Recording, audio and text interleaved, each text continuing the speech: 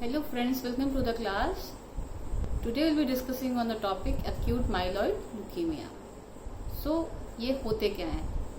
These are basically aggressive tumors of the cells of immature precursors of myeloid lineage.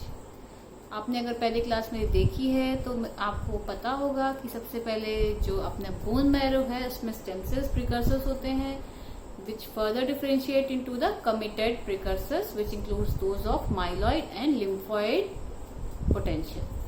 So अगर जो myeloid का precursor है वहां पे कोई भी डिफेक्ट होता है, कोई म्यूटेशन होता है, कोई हिट होता है, रेडियोथेरेपी पेशेंट को मिल गई, कोई कीमोथेरेपी और कुछ अपने अंदर सोमैटिक या उसी तरह के म्यूटेशंस, तो पेशेंट को डेवलप हो जाएगा acute myeloid leukaemia. So these are called clonal neoplasms. So before clonal neoplasms, I will tell you about polyclonal. What is polyclonal? Polyclonal मतलब सारे जो अपने बॉडी में सेल्स हैं, जिस तरह किसी भी तरह के ब्लड सेल्स हों, बॉडी में कोई भी सेल हो, एक टिश्यू में जो भी सेल्स, उन सब की जो जेनेटिक मेकअप है, जेनेटिक जो इसका मटेरियल है, उसमें थोड़ा बहुत डिफरेंसेस होते हैं. It's normal.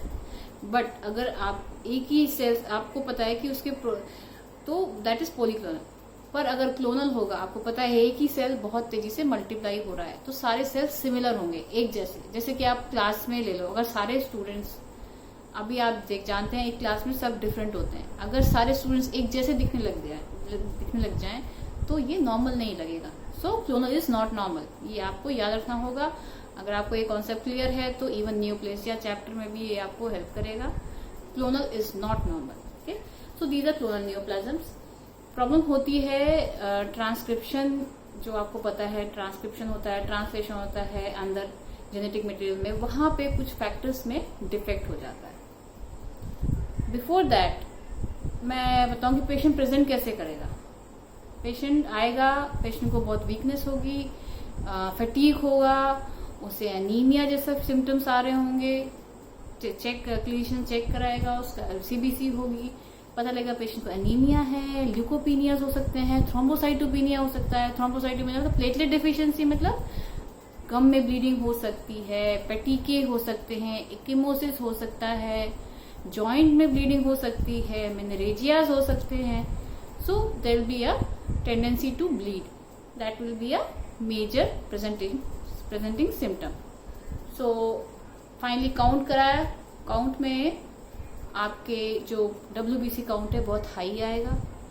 पैथोलॉजिस्ट की हेल्प से अगर हम पेरिफेरल स्मीयर देखते हैं तो वो बताएगा इसमें ब्लास्ट है, एंड अगर वो 20% से अबव है, सेल्स WBC के 20% से अबव होंगे, that comes under acute leukaemia. Okay, तो जो AML की जो डिजीज है ये बहुत सारी कैटेगरीज में डिवाइड की गई है. बहुत रिसर्च होती रहती है. Leukaemias and lymphomas continuous research पे हैं. तो इसको इजी करने के लिए, कैटेगराइज करने के लिए, प्रोग्नोसिस वाइज या मतलब ट्रीटमेंट वाइज, हम इसको WHO ने 4 कैटेगरीज में डिवाइड किया है. फर्स्ट हो जाएगा AML with genetic aberrations. Second हो जाएगा AML with MDS like features. Third हो जाएगा थेरेपी रिलेटेड AML. फोर्थ हो जाएगा AML non otherwise specified which is basically a waste basket category. So first है AML विद जेनेटिक एबरेशंस.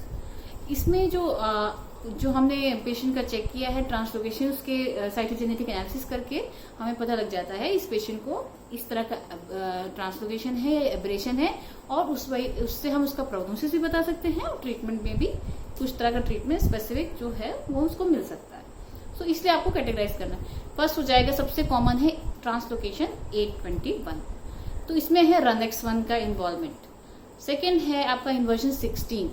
अब आपको ये ट्रांसलोकेशन, इन्वर्जन, ये सब आपको जेनेटिक वाले चैप्टर में पता होगा. ट्रांसलोकेशन मतलब बैलेंस ट्रांसलोकेशन जनरली इसमें होता है. एक पार्ट का क्रोमोसोम का बैलेंस, सेम पार्ट किसी भी क्रोमोसोम दूसरे क्रोमोसोम से भी इंटरचेंज हो सकता है, सेम क्रोमोसोम में भी हो सकता है, दैट इज इन्वर्जन हो जाएगा या ट्रांसलोकेशन हो जाएगा. तो इट इज मेनली यहाँ पे बैलेंस होता है, और इनके प्रोग्नोसिस भी बेटर होते हैं. इसमें जो मैं बताई थी RUNX1 CBFB जीन्स हैं जो कि ट्रांसक्रिप्शन फैक्टर्स की तरह कुछ काम करते हैं आगे आप नॉर्मल हीमेटोपोइसिस में.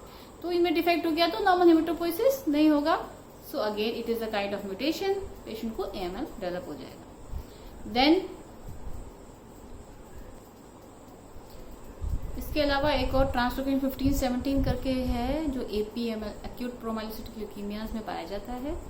इसमें भी जो PML रारा फ्यूजन प्रोटीन है वो भी एक तरह का अबनॉर्मल प्रोटीन है जो ग्रोथ फैक्टर और ग्रोथ में और हेमेटोपोइसिस दोनों में इफेक्ट डालता है। तो आपको मेनली जीन थोड़ा बहुत आइडिया होना चाहिए, ट्रांसलोकेशन 15-17 का आपको क्लियरली पता होना चाहिए, PML रारा उसका वो है क्योंकि इसका ट्रीटमेंट भी है और इसका इंटरमीडिएट प्रोग्नोसिस है, तो इसके बारे में आपको पता होना चाहिए। Apart from that there is MLL gene, NPM gene, इनके थोड़ा NPM का अच्छा प्रोग्नोसिस है बट MLL का it's has a poor prognosis. Coming to therapy MDS like features, ML with MDS like features. MDS क्या होता है? माइलोडिस्प्लास्टिक सिंड्रोम, जो मैं एक सेपरेट क्लास लूंगी। आप इसको अगर समझना चाहें तो आप एक तरह का प्री मेलिग्नेंट कंडीशन समझ सकते हैं, मतलब प्रॉपर AML डेवलप नहीं हुआ है बट कुछ फीचर्स हैं कि हम कह सकते हैं पेशेंट का जो हेमेटोपोइसिस है वो नॉर्मल नहीं है but still it is not the leukaemia, the proper leukaemia. तो इसमें प्रायर MDS के साथ जो पेशेंट होगा उसमें AML डेवलप हो सकता है, या मल्टीलिनेज डिस्प्लेजिया हो सकता है, जैसे कि then there will be multilineage AML with multilineage dysplasia. इसमें क्या होगा कि सारे लिनेजेस इरिथ्रॉइड माइलॉइड कभी एक लिनेज में होता है, कभी दो लिनेज में, तो मल्टी लिनेज हो जाएगा। उनमें एब्रेशन मतलब क्या होगा कि हेमेटोपोइसिस नॉर्मल नहीं होगा, कहीं पे जो न्यूक्लियस है वो 2 पार्ट में दिख रहा होगा, बाइलोब दिख रहा होगा जो नॉर्मल नहीं होगा, इरिथ्रॉइड न्यूक्लियस।